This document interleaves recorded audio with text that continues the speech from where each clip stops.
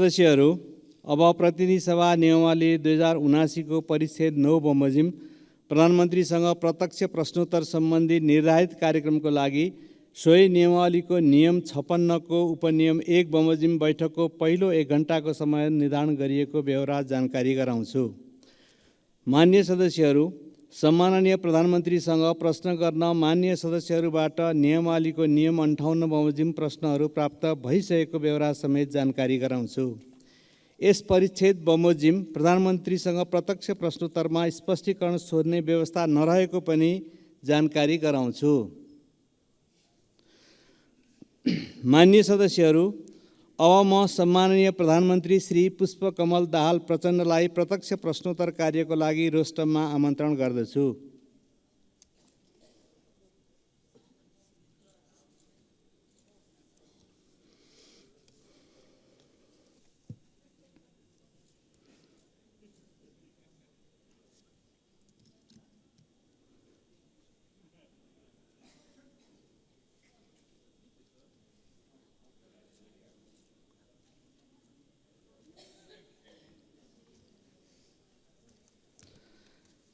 मान्य सदस्यहरू, अब प्रधानमन्त्रीसँग प्रत्यक्ष प्रश्नोत्तर कार्यक्रम प्रारम्भ हुन्छ।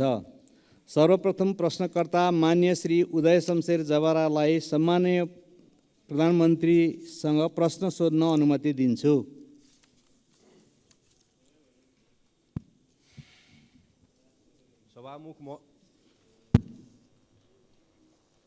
सभामुख महोदय मार्फत सम्मान्य प्रधानमन्त्रीज्यूलाई प्रश्न राख्न चाहन्छु।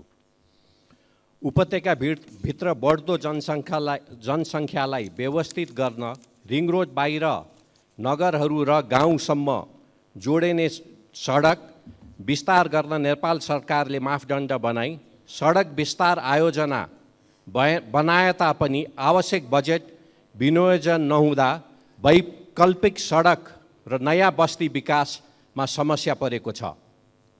साथै उपत्यकाको 35% भूगोल ओकटेने ललितपुर क्षेत्र नम्बर 1 लाई जोड्ने 3वटा सडकलाई मुआब्जा र विस्तारको लागि बजेट विनियोजन नगरी विधेयक गरिएको छ।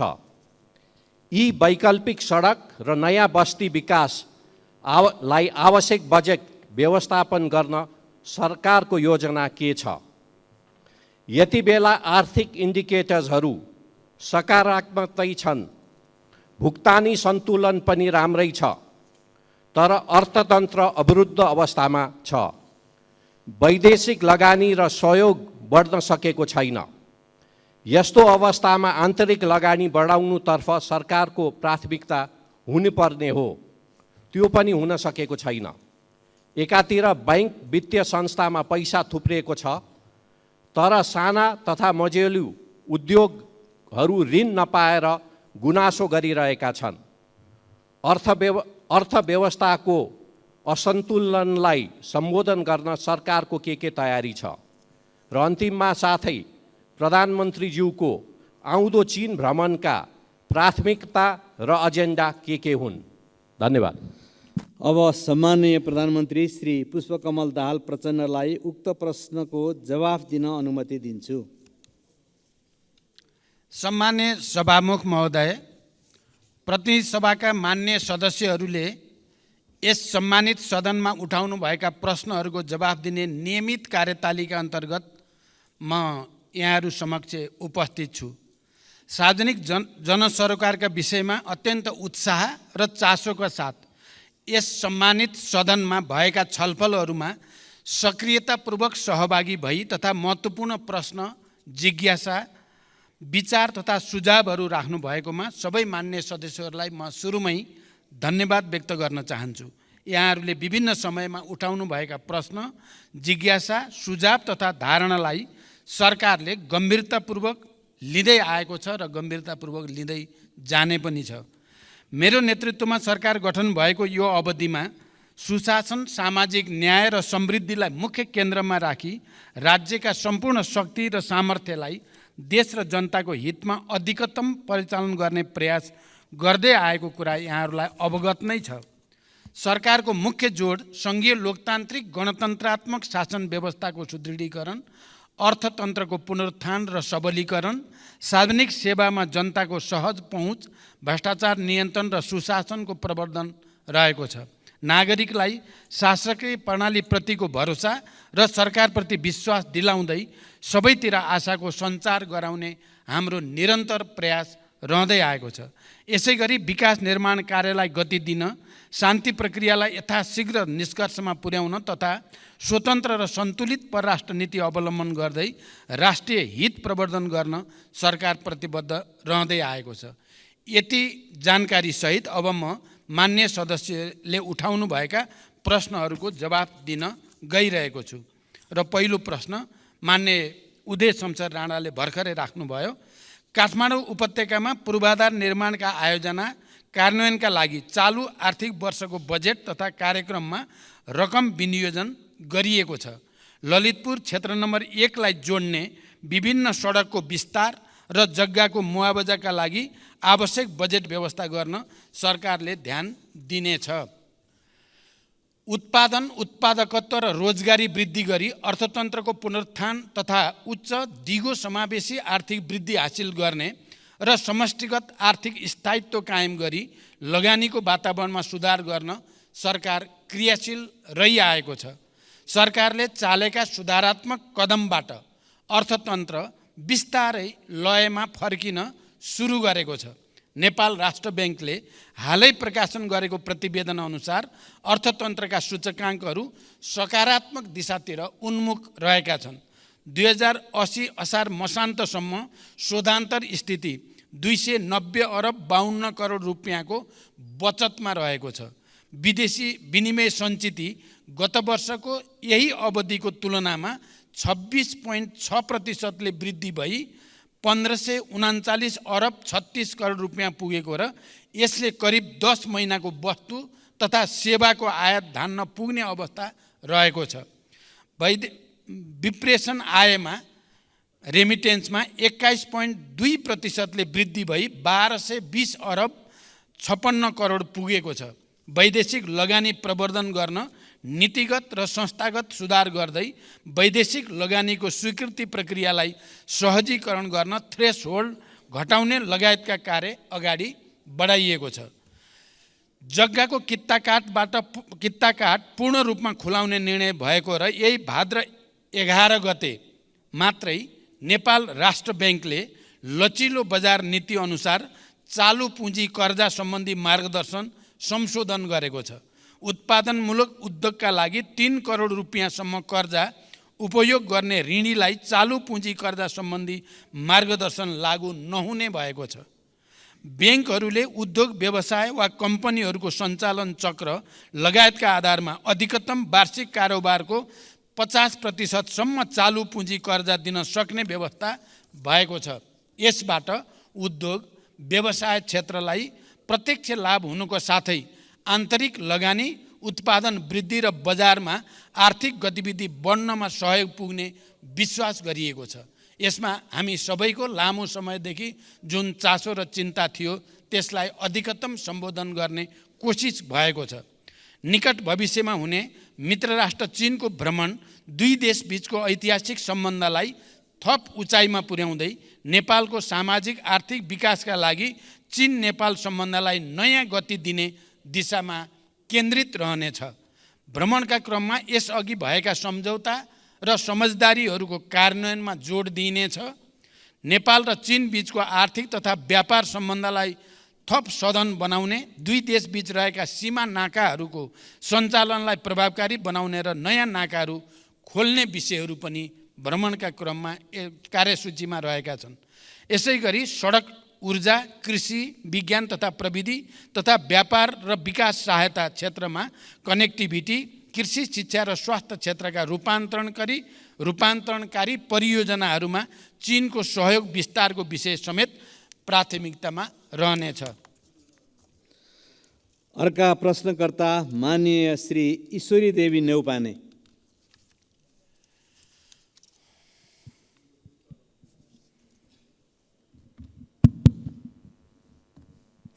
सम्मान्य सभामुखज्यू, सम्मान्य सभामुखज्यू मार्फत सम्मान्य प्रधानमन्त्रीजीलाई मेरो 3 प्रश्न। नम्बर 1, सम्मान्य प्रधानमन्त्रीज्यू, शासन विधि र पद्धतिको हो कि व्यक्तिको? विधि र पद्धतिको हो भने व्यक्ति परिवर्तनले खासै असर नराख्नुपर्ने हो, तर हाम्रोमा विधि पद्धति अवलम्बन भन्दा मन्त्री या कर्मचारी परिवर्तन गरेर नै शासन सुशासन ल्याउन देखाउन खोजेको जस्तो देखिन्छ। यसमा प्रधानमन्त्रीजीको धारणा के छ? नम्बर 2, 131 भाषाभाषी 142 जात जाति बसोबास गर्ने हाम्रो सुन्दर देश नेपाल, यो हाम्रो पुँजी हो, यसलाई बचाएर राख्नु हाम्रो कर्तव्य पनि हो। सयौँ थुङ्गा फुलका हामी एउटै माला नेपाली, यसमा मेरो अटल विश्वास छ। वरिय राजनीतिको सैद्धान्तिक वकालत गर्ने पार्टीको नेता सम्मान्य प्रधानमन्त्रीज्यूको अभिव्यक्ति हामीले जितेमा जातीय राज्य उपलब्ध गराउनेछौँ भन्ने भनाइ संविधान विपरीत भएन? कतै यस्तो अभिव्यक्तिले जातीय द्वन्द्व बढाउने त होइन? नम्बर 3, म सुदूरपश्चिमवासी हुँ। सुदूरपश्चिम सरकार आफ्नै भवनबाट कार्य सञ्चालन गर्न कहिलेदेखि पाउँछ? धन्यवाद। सम्मान्य प्रधानमन्त्रीज्यू। सभामुख महोदय, लोकतान्त्रिक विधि र पद्धतिको विकास मार्फत सामाजिक न्याय र सुशासन सहितको समृद्धि हासिल गर्ने दिशामा सरकारका सबै क्रियाकलापहरू केन्द्रित रहेको कुरा म जानकारी गराउन चाहन्छु।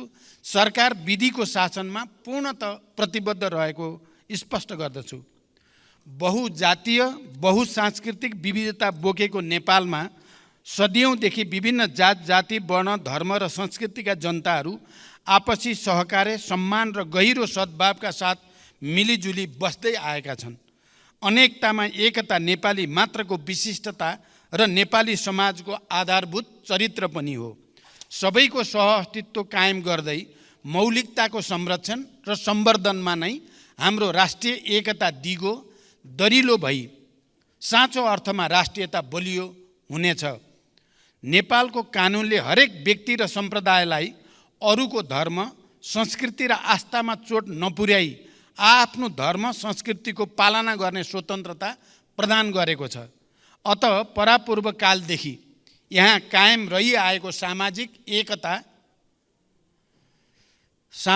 एकता सद्भाव र सामाजिक सहअस्तित्वमा खलल पार्ने कुनै पनि किसिमको कार्य हुन नदिन सरकार दृढ छ, स्पष्ट पनि छ।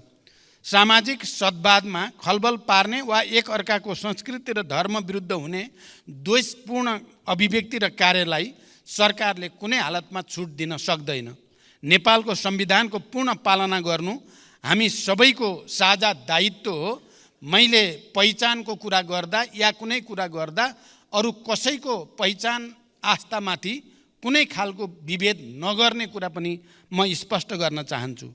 सुदूरपश्चिम प्रदेशको राजधानी गोदावरीमा निर्माण गर्ने सन्दर्भमा जग्गा प्राप्ति लगायतका विषयमा प्रक्रियामा रहेको जानकारी गराउन चाहन्छु। यद्यपि सुदूरपश्चिममा अझै पनि राजधानीको जमिनको बारेमा अलिकति छलफल चलिरहेको जानकारी पनि मलाई प्राप्त छ। त्यसलाई समेत विचार गरेर यसको छिटै निष्कर्षमा पुर्याइनेछ। अर्का प्रश्नकर्ता मान्य श्री ऐनबहादुर शाही ठकुरी।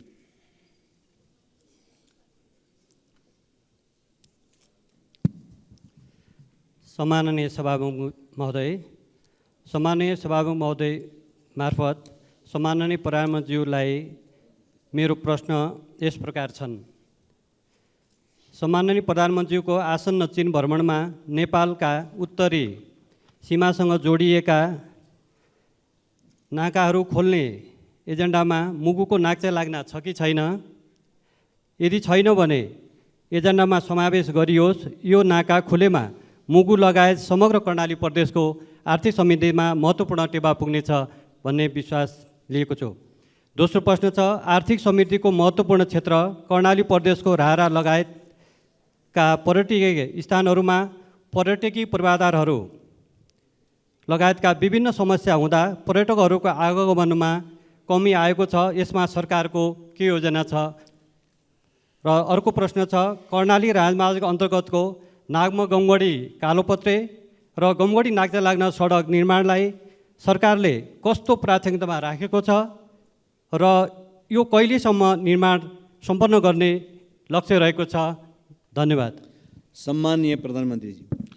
सम्माननीय सभामुख महोदय, मेरो आसन्न चीन भ्रमणको क्रममा चीन र नेपाल बीच नयाँ व्यापारिक नाका खोल्ने विषयमा समेत छलफल हुने कुरा करिब निश्चित भएको छ। त्यस सन्दर्भमा मुगुको नाक्चे लाग्ना, जो मलाई धेरै पहिलेदेखि त्यसको बारेमा स्थानीय जनसमुदाय र जनप्रतिनिधिले कुरा राख्दै पनि आउनु भएको छ, त्यो विषय पनि मैले त्यहाँ कुरा उठाउने र त्यसबारेमा एउटा निष्कर्ष लिने मेरो कोसिस हुनेछ। पर्यटनको विकासका लागि आवश्यक पूर्वाधार निर्माणका कार्य सरकारको उच्च प्राथमिकतामा छन्। रारा लगायतका पर्यटकीय स्थलको विकासका लागि सङ्घीय स्रोतबाट सञ्चालन हुने कार्यक्रमका अतिरिक्त प्रदेश तथा स्थानीय तहबाट समेत आफ्ना कार्यक्षेत्रभित्र रही पूर्वाधार निर्माण तथा पर्यटन प्रवर्धनका कार्यहरू सञ्चालनमा रहेको जानकारी गराउन चाहन्छु। नागमा गमगढी र गमगढी नाक्चे लाग्ना सडकलाई उच्च प्राथमिकतामा राख्दै हाल विभिन्न खण्डहरूमा कार्य भइरहेको जानकारी म यो सम्मानित सदनलाई गराउन चाहन्छु। हाल नागमा गमगढी 6.5 किलोमिटर कालोपत्रे र 8 किलोमिटर ग्राभेल स्तरमा स्तरोन्नति गर्ने गरी निर्माण कार्य भइरहेको छ। त्यसै गरी गमगढी नाक्चे लाग्नामा 12 किलोमिटर निर्माण कार्य पनि अगाडि बढिरहेको छ। अर्का प्रश्नकर्ता मान्य श्री ऋषिकेश पोखरेल।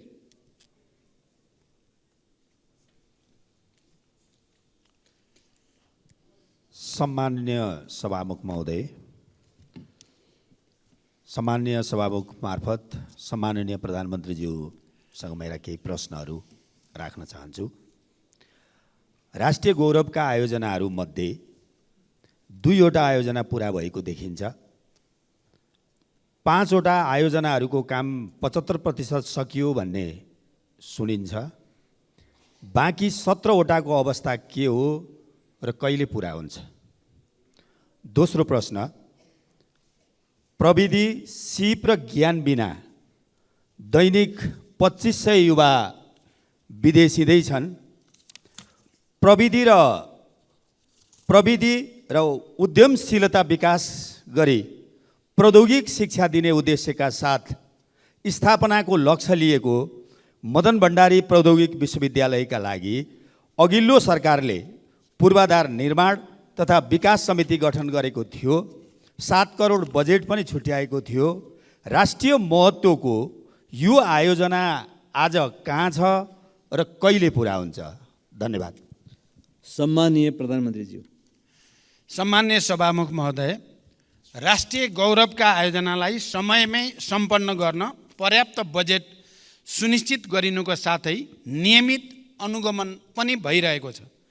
म स्वयंले प्रधानमन्त्रीको हैसियतमा प्रधानमन्त्री कार्यालयमा रहेको एक्सन रुमबाट नियमित तवरमा कार्यतालिका बनाएर कार्य प्रगतिको जानकारी लिई कार्य सम्पादनका लागि आवश्यक निर्देशन दिँदै आएको छु। राष्ट्रिय गौरवका आयोजनामध्ये 2वटा सम्पन्न भएका, 14वटाको प्रगति 80% भन्दा माथि रहेको, 5वटाको प्रगति 50 देखि 80% सम्म रहेको र 2टाको प्रगति 50% रहेको स्थिति छ। हुलाकी राजमार्गका सम्बन्धमा चितवन र पर्सामा राष्ट्रिय निकुञ्ज क्षेत्रमा डिपिआर तयार लगायतका कार्यमा भएको ढिलाइका कारण यो आयोजनाको कार्य आगामी 3 वर्षभित्र सम्पन्न गर्ने नयाँ लक्ष्य निर्धारण गरिएको छ। पशुपति क्षेत्र विकास कोष आयोजनाको भौतिक प्रगति 66% भई समष्टिगत वित्तीय प्रगति 65.73 रहेको छ। लुम्बिनी विकास गुरु योजनाको हालसम्मको भौतिक प्रगति 88% र वित्तीय प्रगति 60.34% रहेको छ। निजगढ अन्तर्राष्ट्रिय विमानस्थल आयोजनाको प्रारम्भिक चरणको कार्यहरू मात्र भइरहेको र लगानी एवं निर्माणको उपयुक्त मोडालिटी भए पश्चात विमानस्थल निर्माण प्रक्रिया अगाडि बढाइनेछ। यस आयोजनाको लागि चालु आर्थिक वर्षमा रु 35 करोड विनियोजन भएको छ। मेलम्ची खानेपानी आयोजनामा श्रावण महिनामा आएको बाढीले पुनः हेडवर्क्स पुर्नुका साथै मेलम्ची बजारदेखि हेडवर्क्ससम्मको पहुँच मार्गमा क्षति पुगेको छ। मनसुन रोकिएको 1.5 महिनाभित्र क्षतिग्रस्त संरचनाको मर्मत सम्मार गरी मेलम्चीको पानी वितरणलाई सुचारू गरिने जानकारी गराउन चाहन्छु। सञ्चालनमा रहेका अन्य राष्ट्रिय गौरवका आयोजनाहरूलाई यथाशीघ्र सम्पन्न गर्न सरकारले जोड दिँदै आएको छ। मिति 2077 साल साउन 12 गते मदन भण्डारी प्रौद्योगिकी विश्वविद्यालय विकास समिति गठन भएको हो। समितिको समयावधि 2 वर्ष रहेकोमा सो अवधि समाप्त भएकोले नयाँ गठन आदेश जारी गरी विश्वविद्यालयको आवश्यक पूर्वाधार तयार गर्ने लगायतका कामहरू अगाडि बढाइनेछ। यस विश्वविद्यालयलाई चालु आर्थिक वर्षमा रु 2 करोड बजेट विनियोजन पनि गरिएको छ। अर्का प्रश्नकर्ता मान्य श्री आशा विक।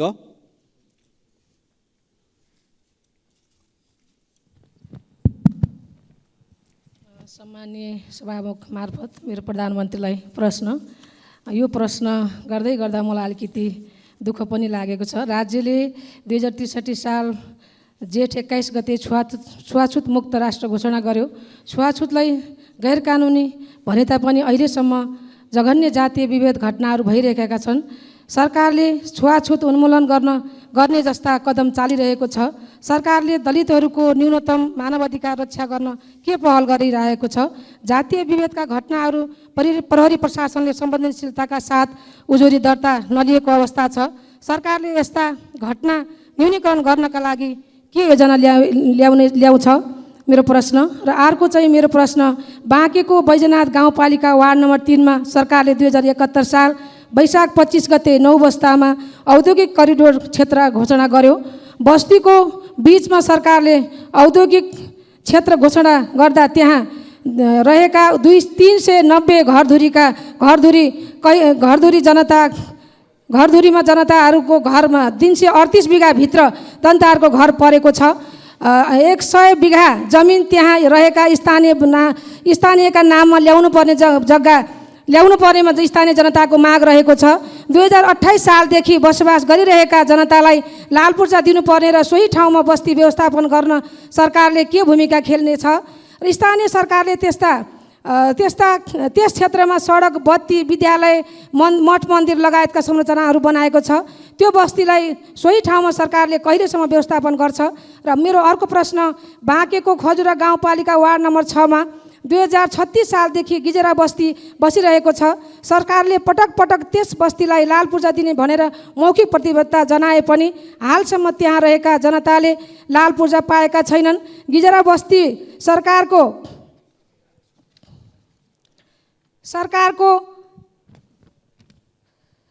ऐलानी जग्गा र टन्डनको चिनी मिल रहेको क्षेत्रमा बसोबास गरिरहेका छन्। सरकारले बत्ती, पानी, विद्यालय लगायतका संरचना त्यहाँ पनि सबै ठाउँमा जनतालाई उपलब्ध गराएको छ। त्यस क्षेत्रका जनतालाई लाल पूर्जा कहिलेसम्म वितरण गर्छ सरकारले? र अर्को मेरो प्रश्न छ, सङ्घीय गणतन्त्र घोषणा भएको अवस्थामा सुदूरपश्चिम प्रदेशको राजधानी बन्छ वा बन्दैन? के यही हो गणतन्त्र? बन्ने भए कहाँ बन्छ? प्रदेशसभाबाट घोषणा भएको गोदावरी राजधानी बन्छ कि बन्दैन? बन्ने भए कहिलेसम्म बन्छ? किन घोषणा गरेको हिजो तपाईँहरूको पार्टी र एमाले पार्टीको संयुक्त घोषणा गर्दै आजसम्म किन मौन? जनता जान्न चाहन्छ। धन्यवाद। सम्माननीय प्रधानमन्त्रीज्यू। सम्मान्य सभामुख महोदय, मान्य सदस्यले सोधेका प्रश्नहरू उत्तरभन्दा पनि लामो जस्तो लाग्यो। तैपनि म संक्षिप्तमा उत्तर दिने कोसिस गर्छु।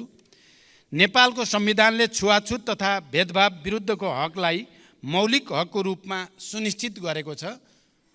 जातका आधारमा गरिने छुवाछुत तथा भेदभाव जन्य कार्यलाई गम्भीर सामाजिक अपराधको रूपमा लिँदै कानुन बमोजिम दण्डनीय हुने र त्यस्तो कार्यबाट पीडित व्यक्तिलाई कानुन बमोजिम क्षतिपूर्ति पाउने हकको प्रत्याभूति पनि गरिएको छ। सरकार यो मौलिक हकको पूर्ण कार्यान्वयनको लागि प्रतिबद्ध रहेको छ। यद्यपि मौलिक हकहरूको कार्यान्वयनका लागि सबै तहबाट अझै घनीभूत प्रयास पनि आवश्यक छ। यो समस्या देशको एउटा लामो सांस्कृतिक समस्या पनि भएको हुनाले यसको समाधानको निम्ति कानुनलाई प्रभावकारी कार्यान्वयनको निम्ति पनि सबै क्षेत्रको सहयोग अनिवार्य छ। जातीय विभेदका घटनामा प्रहरी प्रशासनले संवेदनशीलताका साथ उजुरी नलिएको भन्ने कुरामा सरकारको गम्भीर ध्यानाकर्षण भएको छ। यस्ता घटनाको छानबिन गरी दोषीलाई कारबाही गरिने र यस्ता घटना आगामी दिनमा हुन नदिन सरकारको गम्भीर ध्यान रहेको जानकारी गराउन चाहन्छु। दोस्रो, बाँकी जिल्लाको साबिक नौबस्ता क्षेत्रको 525 बिघामा औद्योगिक क्षेत्र घोषणा भइसकेको र त्यहाँ बसोबास गर्दै आएका स्थानीयवासीहरूको उचित व्यवस्थापन लगायतका समस्या समाधानका लागि सम्बन्धित स्थानीय प्रशासन लगायत विभिन्न निकायबाट पहल भइरहेको छ। उक्त क्षेत्रका प्रभावित जनसमुदायहरूको समस्यालाई व्यवस्थापन गरी औद्योगिक क्षेत्रको विकास कार्य अगाडि बढाइने जानकारी गराउन चाहन्छु। यस सम्बन्धी समस्या समाधान गर्न भूमि व्यवस्था, सहकारी तथा गरिबी निवारण मन्त्रीको संयोजकत्वमा समिति गठन गरेको र समितिले काम अगाडि बढाइरहेको जानकारी पनि गराउन चाहन्छु। तेस्रो, बाँकेको खजुरा गजुरा 6 गिजरा बस्तीका सन्दर्भमा भूमि सम्बन्धी ऐन 2021 को दफा 12 ङ को समितिको प्रतिवेदन, भूमि व्यवस्थापन तथा अभिलेख विभागको निर्णय बमोजिम गिजरा खाँडसारी मिल्स प्राइभेट लिमिटेडका हदबन्दी भन्दा बढीका जग्गाहरू जफत गरी नेपाल सरकारका नाममा कायम गर्न र जफत गरिएका जग्गामा रहेको अतिक्रमण हटाउन 2080 जेठ 8 गते निर्णय भई कार्यान्वयनमा रहेको जानकारी गराउँदछु।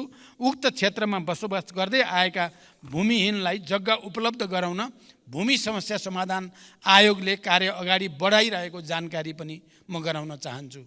सुदूरपश्चिम प्रदेशको राजधानी गोदावरीमा निर्माण गर्ने सन्दर्भमा जग्गा प्राप्ति लगायतका विषय प्रक्रियामा रहेको जानकारी मैले अघि नै गराइसकेको छु। यस सम्बन्धी उठेका छलफल बहसलाई पनि मध्यनजर गरिएको जानकारी पनि मैले गराइसकेको छु। अर्का प्रश्नकर्ता मान्य श्री उर्मिला माझी।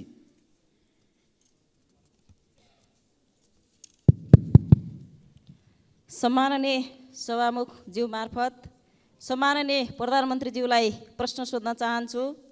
सम्माननीय सभामुख ज्यू, हाम्रो देश नेपाल कृषि प्रधान देश हो। यहाँका 65% बढी जनसङ्ख्या कृषिमै आश्रित देखिन्छ। तर पछिल्लो अवधिमा नेपालको उत्पादनको हिस्सा घट्दै गएको मात्र होइन, सामान्य भन्सामा प्रयोग हुने सबै चिज आयातमा निर्भर गर्नुपर्ने बाध्यता खडा हुँदै गएको छ। कृषि क्षेत्रमा लगानी अत्याधिक हुने तर प्रतिफल अत्यन्तै न्यून हुने प्रक्रियाले गर्दा कृषिप्रति मानिसको आकर्षण र लगाव निरन्तर घट्दो छ। सरकारले उत्पादन वृद्धि गर्न र जनतालाई कृषिमै जीवन देख्ने गरी कृषि पेसालाई गर्विलो पेसा बनाउन कस्तो योजना निर्माण गर्दैछ? धन्यवाद। सम्मानीय प्रधानमन्त्री। सभामुख महोदय, सबल आत्मनिर्भर अर्थतन्त्रको निर्माणका लागि कृषि क्षेत्रमा गुणात्मक र रूपान्तरणकारी परिवर्तन सरकारको प्राथमिकतामा रहेको छ। कृषि क्षेत्रको उत्पादन र उत्पादकत्व बढाउन कृषि क्षेत्रमा आधुनिकीकरण, यान्त्रिकीकरण र व्यवसायीकरणलाई सरकारले उच्च रूपमा जोड दिँदै आएको छ। कृषि क्षेत्रमा विगतदेखि लगानी गर्दै आएको र यसबाट उत्पादन र उत्पादकत्वमा समेत केही वृद्धि भइरहे पनि अपेक्षित प्रतिफल प्राप्त हुन नसक्नुका कारणहरू पहिल्याउँदै उत्पादकत्व वृद्धिका लागि विभिन्न कार्यक्रमहरू सञ्चालनमा रहेका छन्। सरकारले प्रधानमन्त्री कृषि आधुनिकीकरण परियोजना लगायत प्रदेश र स्थानीय तह मार्फत उल्लेख्य रकम विनियोजन गरी कृषि क्षेत्रमा पर्याप्त साधन स्रोत परिचालन गर्ने नीति लिएको छ।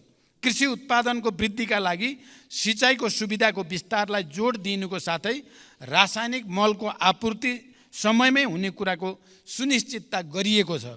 साथै कृषि बाली वस्तुहरूको विशेष उत्पादन क्षेत्र जस्तै जोन, सुपर जोन, उन्नत बिउ बिजनको विकास, उत्पादन तथा वितरणको लागि एकीकृत राष्ट्रिय कार्यक्रम सञ्चालनमा रहेका छन्। कृषि उपजको बजार सुनिश्चितताका लागि विभिन्न कार्यक्रमहरू सञ्चालन भइरहेका छन्। त्यसै गरी दुध तथा मासुमा आत्मनिर्भरताका लागि पशु नस्ल सुधार, आहार व्यवस्थापन तथा पशु स्वास्थ्य सुधारका कार्यक्रमहरू पनि सञ्चालनमा रहेका छन्। बाँझो जमिनमा कृषि प्रवर्धन कार्यक्रम, फलफुल क्षेत्र विकास तथा ग्रामीण कृषि उद्यम विकासका कार्यक्रमहरू सञ्चालनमा रहेका छन्। कृषि उत्पादन क्षेत्रको जोखिम व्यवस्थापन गर्न कृषि बिमा कार्यक्रम सञ्चालनमा रहेको छ, जस अन्तर्गत बिमा प्रिमियममा 80% अनुदान सङ्घीय सरकारले उपलब्ध गराउने गरेको छ। कृषि क्षेत्रमा लगानी बढाउन सहुलियत दरमा कृषि कर्जाको विस्तार तथा दायरा बढाउँदै पनि लगिएको छ।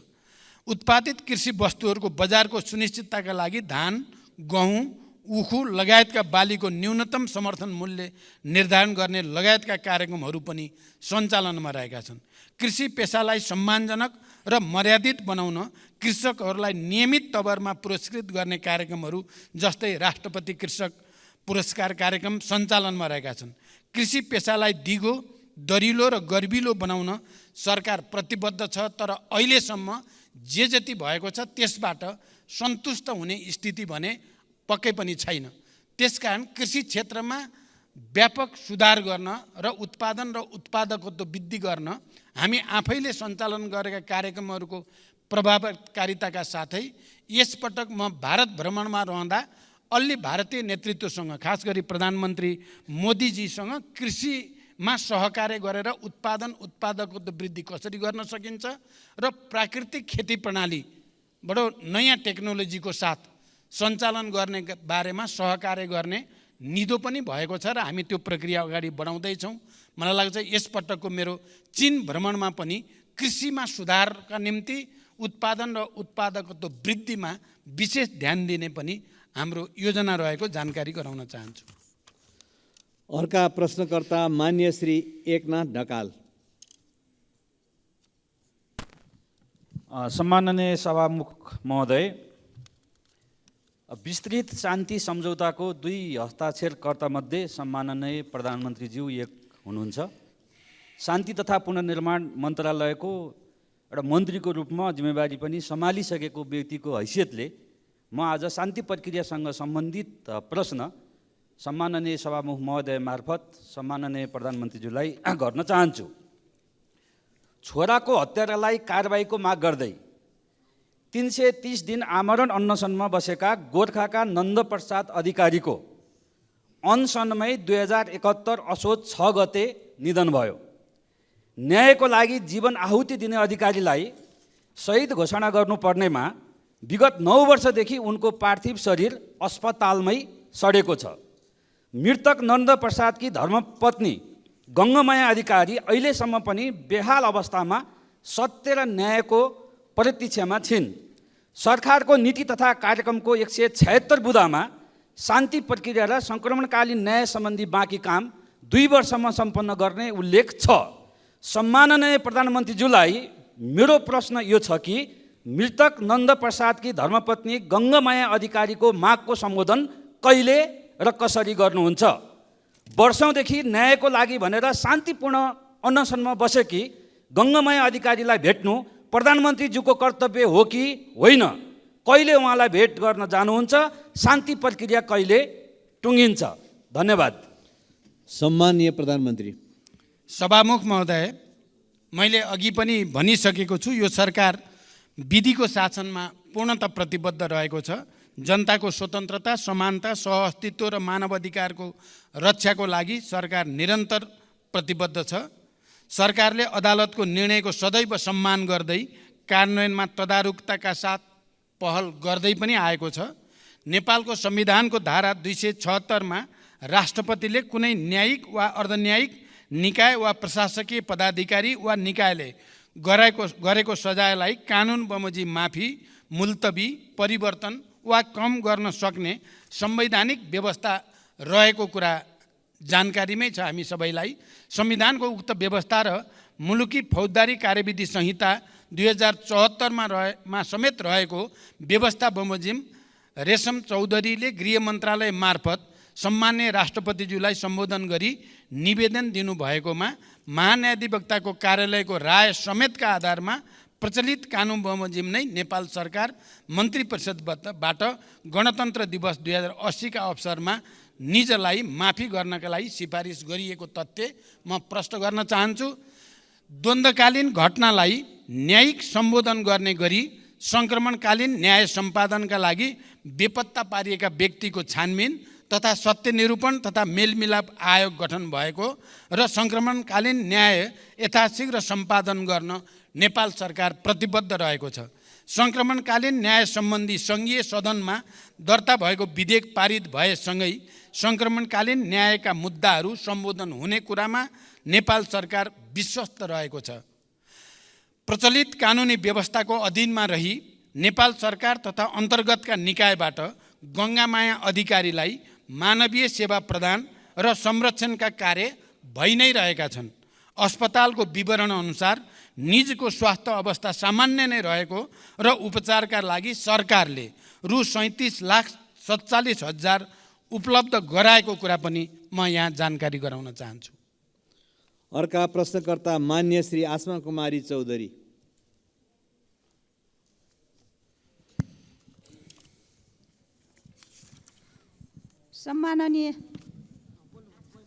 सम्माननीय सभामुख महोदय, सम्माननीय सभामुखज्यू मार्फत सम्माननीय प्रधानमन्त्रीज्यूलाई केही प्रश्न सोध्न चाहन्छु। नम्बर 1, आँखा पाक्ने रोग ओडा पालिका जिल्ला हुँदै देशैभरि फैलिएको छ। धेरै पालिकामा विद्यालयहरू बन्द गरिएका छन्।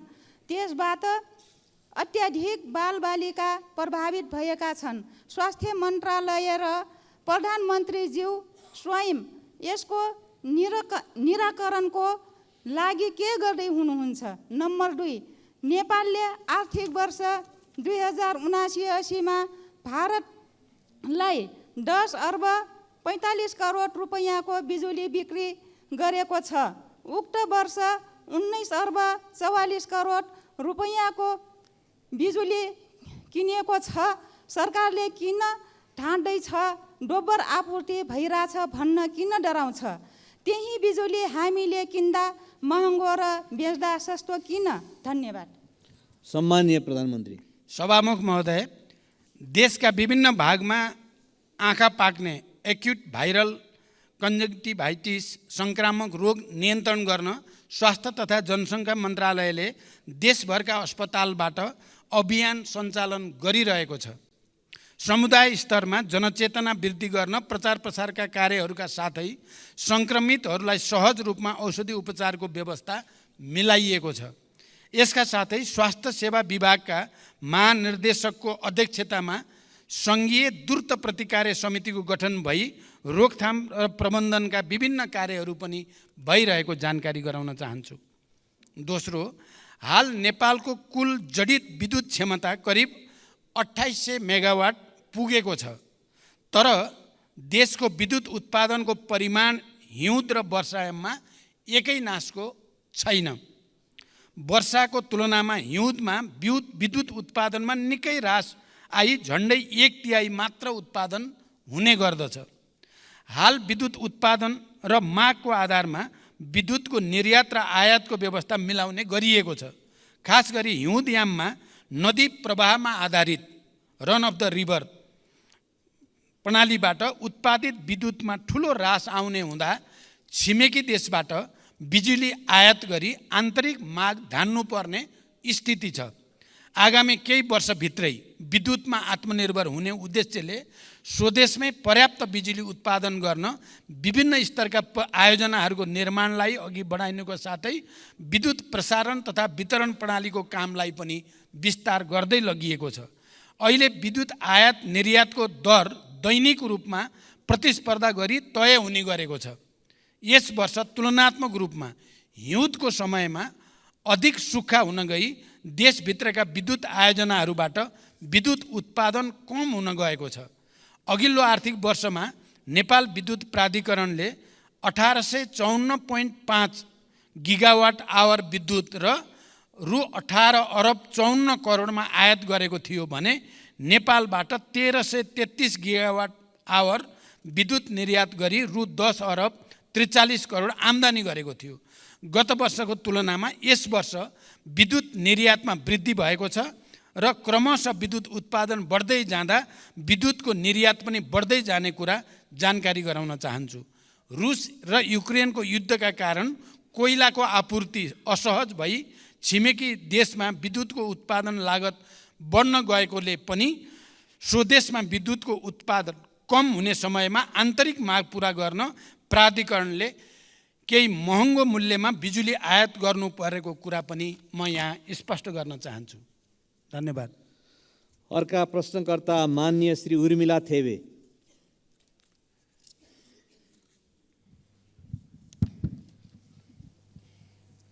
सम्माननीय सभामुखज्यू मार्फत सम्माननीय प्रधानमन्त्रीज्यूलाई केही प्रश्न सोध्न चाहन्छु। प्रश्न 3 वटा छन्। प्रश्न नम्बर 1, शिक्षाको लागत क्रमशः घटाउँदै गएर निशुल्क पार्नुपर्नेमा यो सरकारले त शुल्क झन बढाइरहेको देखिन्छ। शिक्षाको पहुँचबाट गरिबलाई अझ परै धकेल्ने नीति सरकारले किन लिँदैछ? सङ्घीय शिक्षा विधेयक सदनमा कहिले दर्ता गर्नुहुन्छ? प्रश्न नम्बर 2, प्रत्येक दिन हाजिरी गर्न क्याम्पसमा आउनुपर्ने भएपछि त्रिभुवन विश्वविद्यालयका केही प्राध्यापकले विद्युतीय हाजिरी मेसिन नै घर लगेको, गायब गरेको, साथै तोडफोड गरेको भन्ने पाएको छ। सरकारले के गर्दैछ? प्रश्न नम्बर 3, ताप्लेजुङमा अविरल वर्षपछि आएको बाढीका कारण विस्थापित भएका स्थानीय बासिन्दाहरू अहिले पनि तिरपाल मुनि बस्न बाध्य भएका छन् भने विद्यार्थीहरू व्यक्तिको घरमा आश्रय लिएर पढ्न बाध्य छन्। उनीहरूको उद्धार र राहतको लागि सरकारको के योजना छ? धन्यवाद। सम्माननीय प्रधानमन्त्री। सभामुख महोदय, आम नागरिकलाई गुणस्तरीय र सर्वसुलभ शिक्षा उपलब्ध गराउन सरकारको नीति र प्रतिबद्धता रहेको छ। विद्यालय शिक्षा सम्बन्धी कानुनलाई संशोधन र एकीकरण गर्न बनेको विधेयक छिटै नै संसदमा पेश गरिनेछ। सायद केही दिन अगाडि नै पेश हुन सक्थ्यो। जनताको चासो र हामीले त्यसलाई गहन ढङ्गले अध्ययन गर्नुपर्ने, परिमार्जन गर्नुपर्ने कारणले केही ढिलो भयो, तर अब छिटै त्यो सदनमा प्रस्तुत हुँदैछ। नेपालको संविधानमा उल्लेख भए बमोजिम आधारभूत शिक्षा अनिवार्य तथा निशुल्क र माध्यमिक तहसम्मको शिक्षा निशुल्क उपलब्ध गराउनका लागि सरकारले निशुल्क पाठ्यपुस्तक, आवासीय, गैर आवासीय, लक्षित समूह लगायतका विभिन्न प्रकारका छात्रवृत्ति, स्यानिटरी प्याड, दिवा भोज लगायतको व्यवस्था गरेको छ। सार्वजनिक विद्यालयमा कुनै किसिमको शुल्क लिन नपाउने व्यवस्था गरिएको छ। स्थानीय तहहरूले समेत आफ्नो बजेटमा शिक्षामा थप लगानी गर्दै गएका छन्। उच्च शिक्षा अन्तर्गत चिकित्सा शिक्षामा सरकारी लगानीका संस्थाहरूमा कुल सिटको 75% सिटमा विद्यार्थीहरूले निशुल्क अध्ययन गरिरहेका छन्। सार्वजनिक शिक्षालाई निशुल्क बनाई सबैको पहुँचमा पुर्याउनको लागि थप स्रोतको व्यवस्था गर्न सरकार प्रयत्नशील रहेको जानकारी गराउन चाहन्छु। स्वायत्त निकायको रूपमा त्रिभुवन विश्वविद्यालयका काम कारबाहीहरू त्रिभुवन विश्वविद्यालय ऐन 2049 बमोजिम सञ्चालनमा रहेका छन्। विश्वविद्यालयको हाजिरी व्यवस्थापन सम्बन्धमा विश्वविद्यालयको आन्तरिक प्रशासनले नियमन गरिरहेको र नियम बमोजिम नभएका कार्यहरूमा सम्बन्धितलाई कानुन बमोजिम कारबाही हुने कुरा पनि म जानकारी गराउन चाहन्छु। ताप्लेजुङ लगायत देशका विभिन्न भागमा अविरल वर्षाका कारण आएको बाढी पहिरोमा परि विस्थापित हुन पुगेका जनतालाई स्थानीय प्रशासनको सहयोगमा उद्धार गरी सुरक्षित स्थलमा बसोबासको व्यवस्था मिलाइएको छ। उनीहरूलाई सरकारबाट उपलब्ध गराउनुपर्ने राहत पनि उपलब्ध गराइएको छ। मौसममा सुधार आएसँगै उनीहरूको पुनर्स्थापनाको उचित व्यवस्था मिलाइने पनि जानकारी गराउँदछु। अर्का प्रश्नकर्ता मान्य श्री ईश्वरी घरती।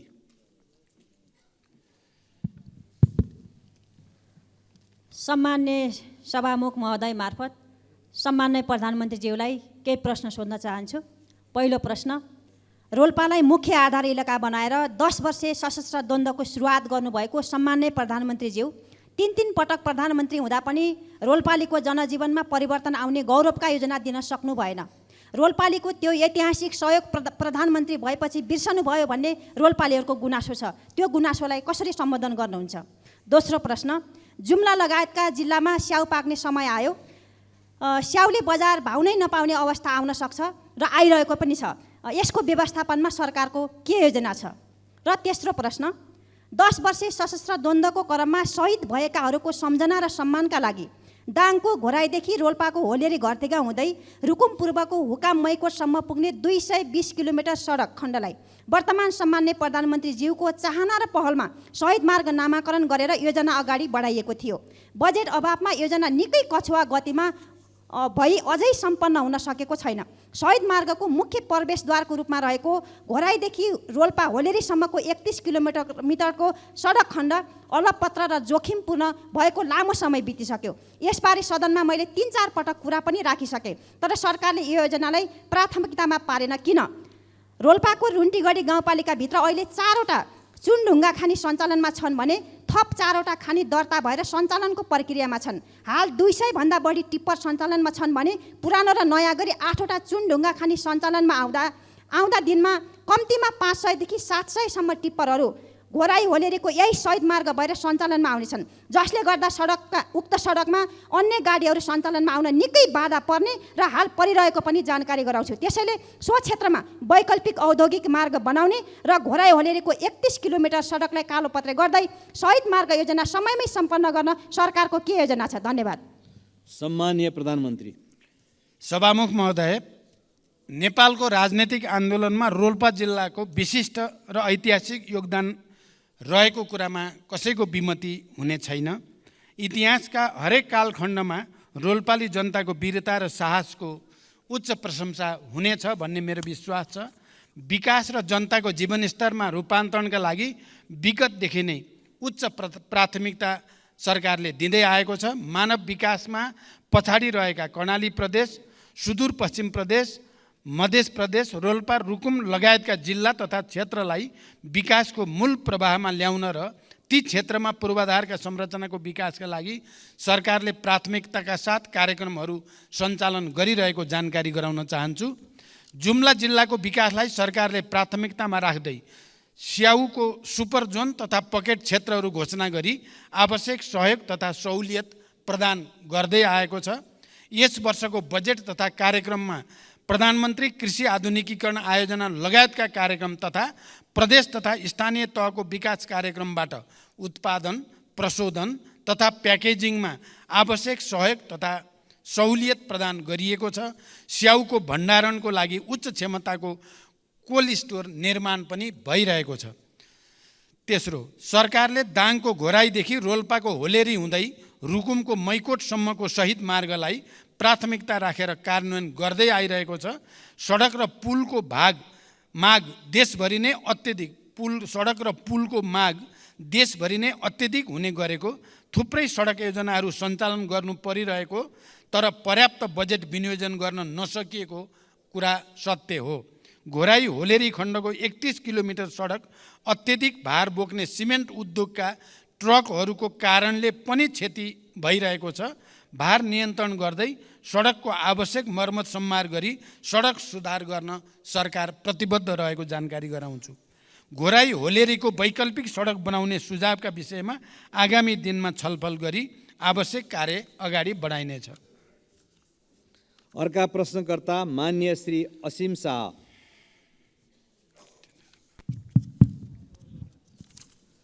सम्मानीय सभामुख मार्फत सम्मानीय प्रधानमन्त्रीज्यूलाई प्रश्न सोध्न चाहन्छु। सम्मानीय प्रधानमन्त्रीज्यू, यही रोस्ट्रमबाट केही समय अगाडि भुटानी शरणार्थी प्रकरणमा यो त ट्रेलर हो, पुरा फिल्म गजब आउँछ भनेर भन्नुभएको थियो। हामीले बडा आशाका साथ हेरिएका थियौँ, तर जब जे आयो बडा टालटुले र सजिलो बुझिन सक्ने खालको आयो।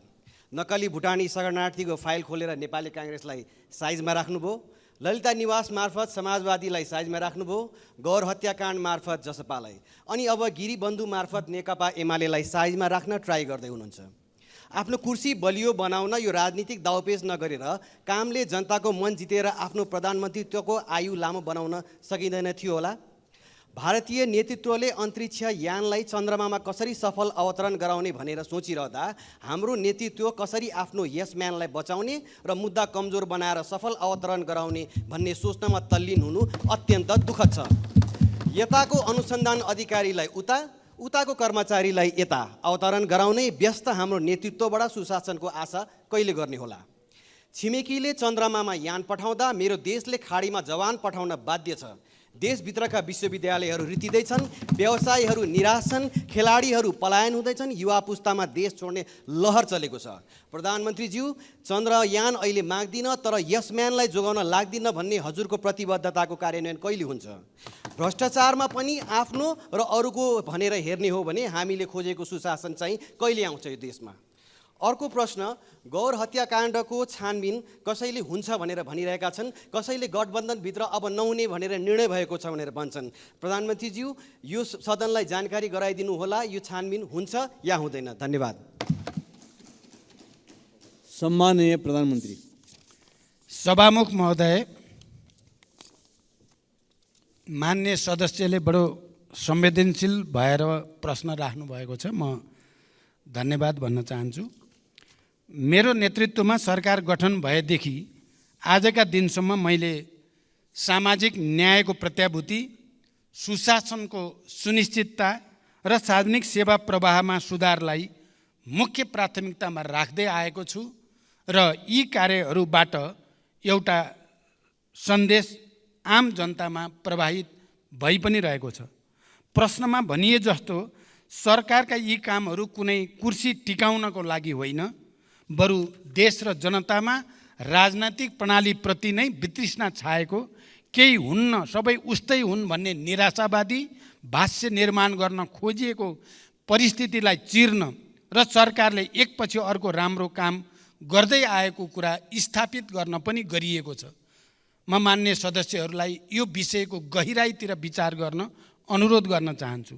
भुटानी शरणार्थी प्रकरण लगायतका सबै घटनामा राज्यले दबाब रहित तरिकाले निष्पक्ष छानबिन अघि बढाएकै कारण अहिले जनतामा सुशासन सम्भव छ भन्ने एउटा नयाँ आशा पलाएको हो भन्ने कुरा पनि म स्पष्ट गर्न चाहन्छु। अहिले त्योसँग सम्बन्धित विषयहरू अदालतमा रहेको र अदालतले उचित फैसला गर्ने विश्वास म व्यक्त गर्न चाहन्छु। वर्तमान सरकारले भ्रष्टाचार विरुद्ध शून्य सहनशीलताको नीतिलाई राज्यका तीनै तहमा कडाइका साथ कार्यान्वयन गर्दै आएको छ। यस अवधिमा सार्वजनिक प्रशासनलाई स्वच्छ, सक्षम, निष्पक्ष, पारदर्शी र व्यावसायिक र जवाबदेही बनाउँदै भ्रष्टाचारलाई कडाइका साथ नियन्त्रण गर्न सरकारले विभिन्न नीतिगत तथा कानुनी तथा संस्थागत सुधारलाई अघि बढाएको छ। मान्य सदस्यले भनेको जस्तो कसैलाई पनि बचाउने या कसैलाई पनि अप्ठ्यारोमा पार्ने नियतले कुनै पनि काम गरिएको छैन। जसरी कतिपय सन्दर्भमा मिडियामा आउने गरेको भन्दा ठिक विपरीत मैले दोषी कोही पनि नछुटोस्, निर्दोष कोही पनि नपरोस् भन्ने सिद्धान्त अनुसार नै प्रहरी प्रशासनलाई निर्देशन दिएको र मैले यतिसम्म पनि भनेको छु कि यदि अनुसन्धानको क्रममा प्रधानमन्त्री नै आउँछ भने पनि छोड्न आवश्यक छैन। मेरो पार्टीको कुनै नेताको त के कुरा भन्ने कुरा पनि मैले सार्वजनिक रूपमा भन्दै आएको म जानकारी गराउन चाहन्छु।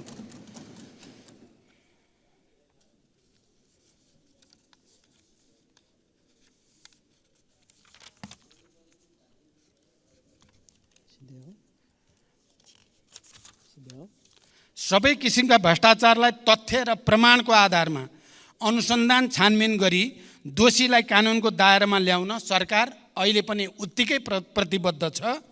भ्रष्टाचारको मामिलामा यो आफ्नो या यो पराए भनेर सरकारले कसैलाई विभेद गरेको छैन, गर्ने पनि छैन। कानुनी समानताको सिद्धान्तलाई सरकारले पूर्णतः आत्मसात गरेको छ, गरिरहनेछ। सभामुख महोदय, मान्य सदस्यहरूले राख्नुभएका सारगर्भित प्रश्नहरूका बारेमा संक्षिप्त रूपमा मैले सरकारको तर्फबाट प्रधानमन्त्रीको हैसियतले स्पष्ट पार्ने कोसिस गरेको छु। देशका र जनताका सामु कयौँ चुनौतीहरू छन्। यिनको सार्थक र परिणाममुखी समाधानका लागि सबै राजनीतिक दलबीच साझा धारणा र राष्ट्रिय एकता जरुरी छ। विचार, मान्यता र सिद्धान्तमा अन्तर भए पनि राष्ट्रिय मुद्दा र राष्ट्रिय सवालहरूमा हाम्रो समान दृष्टिकोण र मान्यता हुनुपर्दछ र हामी सबै राष्ट्रिय मुद्दामा एकै ठाउँमा उभिनुपर्दछ भन्ने म ठान्दछु। त्यसो भए मात्र नेपाली जनताले चाहेको र खोजेको परिवर्तन ल्याउन सम्भव हुन्छ। सरकारले चालेका कदम र अघि बढाएका कार्यहरूले जनतामा सरकारप्रति आशा र भरोसा बढाउनुको साथै विकासप्रतिको एउटा नयाँ तत्परता पैदा गरेको छ। यस अवधिमा सार्वजनिक सेवा प्रवाहमा जनताले साबिकमा भोग्दै आएका झन्झट र शास्तिलाई उल्लेख्य मात्रामा कमी ल्याउन सफलता मिलेको छ। विकास निर्माणले गति लिएको छ र देशमा नयाँ आशा को सञ्चार पनि भएको छ। सुशासन, सामाजिक न्याय र समृद्धिलाई सर्वोपरि प्राथमिकतामा राख्दै अघि बढेको यो सरकारले समावेशी सङ्घीय लोकतान्त्रिक शासन व्यवस्थाको सुदृढीकरण, अर्थतन्त्रको पुनरुत्थान, सार्वजनिक सेवा प्रवाहमा सुधार, सरलीकरण, नागरिक मैत्री प्रशासनको स्थापना, भ्रष्टाचार नियन्त्रण र राज्यको सबै तहमा सुशासन र सदाचारको प्रवर्धन गर्न अघि बढाएका सबै कार्यमा सबै राजनीतिक दल र मान्य सदस्यहरू, नागरिक समाज, सञ्चार जगत, मित्र राष्ट्र, दात्री निकाय तथा आम नेपाली जनताको निरन्तर साथ सहयोग रहने अपेक्षा पनि मैले लिएको छु। र यही सदनमा पनि हाम्रा विचार र एजेन्डामा अन्तरका बावजुद यहाँ सहमति बनाउनको लागि सरकारको तर्फबाट, सरकारको प्रमुखको हैसियतले मैले निरन्तर प्रयास गर्दै आएको कुरा पनि म जानकारी गराउन चाहन्छु। हिजो मात्रै 10वटा समिति हाम्रा सर्वसम्मत रूपले सभापति चयन हुनु पनि यसले हामी अन्तर हुँदै पनि हामी मूल मुद्दामा एक ठाउँमा उभिन सक्छौँ भन्ने एउटा राम्रो सन्देश गएको छ। म विश्वास गर्छु आउने दिनमा राष्ट्रिय मुद्दामा विगतमा चाहिँ हामी एक भएर देश र जनताको हितमा काम गर्नेछौँ भन्ने विश्वास व्यक्त गर्दै बिदा हुन्छु। धन्यवाद।